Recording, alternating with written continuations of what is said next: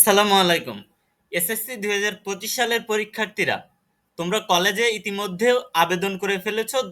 10 তারিখ 11 তারিখ পর্যন্ত তোমাদের প্রথম ধাপের আবেদনটা চলবে। তো যারা এখনো পর্যন্ত আবেদন করো নাই, তারা খুব দ্রুততার সহিত তোমরা আবেদনটা করে ফেলো, প্রথম ধাপের আবেদনটা।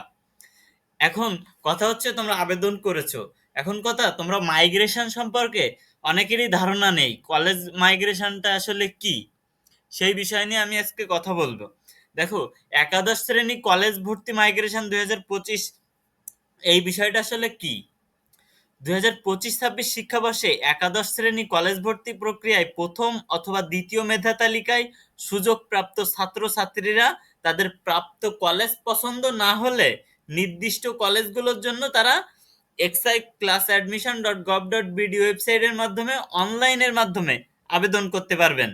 আর এ কলেজ পরিবর্তনের প্রক্রিয়াকে মাইগ্রেশন বলা হয়ে থাকে। তার মানে মাইগ্রেশন বলতে বোঝায় কলেজ পরিবর্তনের প্রক্রিয়া।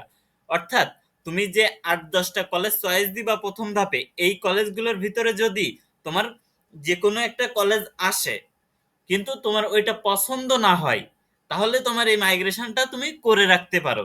করে রাখলে তোমার ওই মাইগ্রেশনটা অন করে রাখলে সামনে গিয়ে যদি তোমার যে সমস্ত কলেজ, তুমি ভালো ভালো কলেজ চয়েস দিছিলে, ওই সমস্ত কলেজের সিট খালি থাকে কিংবা স্টুডেন্ট চান্স পেয়েও ভর্তি না হয়ে থাকে, তাহলে তোমার জন্য সিট খালি হয়ে যাবে ওসব কলেজে।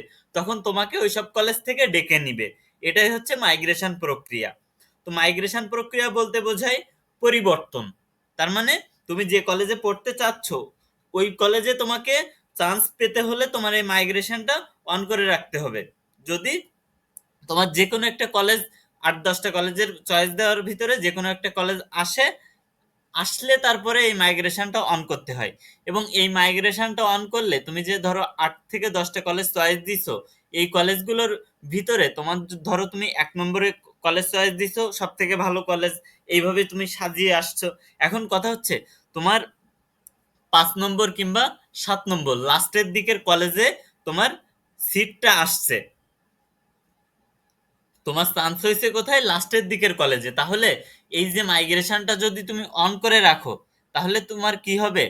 সামনে তোমার প্রথম ধাপে তুমি যে আবেদন করেছো, প্রথম দিককার কলেজ 1, 2, 3, 4, এই যে উপরে তোমার যে কলেজগুলো থাকবে, তুমি যে কলেজে চান্স পাবা, ধরো তুমি 5 নম্বর কলেজে চান্স পেয়েছো, তাহলে উপরে 4টা কলেজ আছে। এখন মাইগ্রেশন অন করলে তোমার ওই উপরের কলেজগুলোতে তোমার চান্স হয়ে যাবে, নিচের কলেজগুলোতে আর হবে না। সবসময় মাইগ্রেশনের ক্ষেত্রে পরিবর্তন হয় ভালো কলেজে, পরিবর্তন হয়ে ভালো কলেজে সিট পড়ে। কিন্তু তোমার কখনোই ডিমোশন হবে না, এখানে প্রমোশন হবে কিন্তু ডিমোশন হবে না। এটাই হচ্ছে কলেজ ভর্তিতে মাইগ্রেশন। তো যাদের কলেজ চয়েস দিয়েছো তোমরা, কলেজ যাদের, তোমরা যে কলেজে পড়তে চাও, ওই কলেজটা যদি তোমার না আসে, তাহলে এই যে কলেজ ভর্তি মাইগ্রেশনটা অন করে রাখতে হবে। ঠিক আছে? তো আরেকটু আমরা বিস্তারিত জানি মাইগ্রেশন কি। মাইগ্রেশন মানে পরিবর্তন। আপনি যে কলেজে চান্স পেয়েছেন, সেই কলেজে যদি ভর্তি হতে না চান, তাহলে আপনি মাইগ্রেশনের মাধ্যমে কলেজ পরিবর্তন করতে পারবেন। এবং মাইগ্রেশনের মাধ্যমে আপনি শুধু উপরের কলেজগুলোতে ভর্তি হতে পারবেন, আমি যেটা বললাম আর কি। যদি উক্ত কলেজে আপনার সংশ্লিষ্ট বিভাগে কোনো আসন খালি থাকে, তবে তোমাকে সেখানে ডেকে নিবে। ঠিক আছে? যেমন তুমি ধরো 10টি কলেজ চয়েস দিয়েছিলে, তোমার চান্স হয়েছে 6 নম্বর কলেজে, এখন তুমি 1 থেকে 5 নম্বর কলেজগুলোতে মাইগ্রেশন করতে পারবে। আর মাইগ্রেশন করার আগে তোমাকে বোর্ড চার্জ বাদে 200 টাকা প্রদান করতে হবে তাদের। ঠিক আছে? মাইগ্রেশন কখন করতে পারবে? মাইগ্রেশনটা মূলত করা যায় যখন তুমি তোমার কলেজে আবেদন করবা, আবেদন করার পর যখন আবেদনের ফলাফলটা প্রকাশ করা হবে প্রথম ধাপের কিংবা দ্বিতীয় ধাপের, তখন আবেদন যখন করার পর ফলাফল প্রকাশিত হয়ে যাবে, তখনই তোমার এই আবেদনটা করা যাবে, মাইগ্রেশনের আবেদন।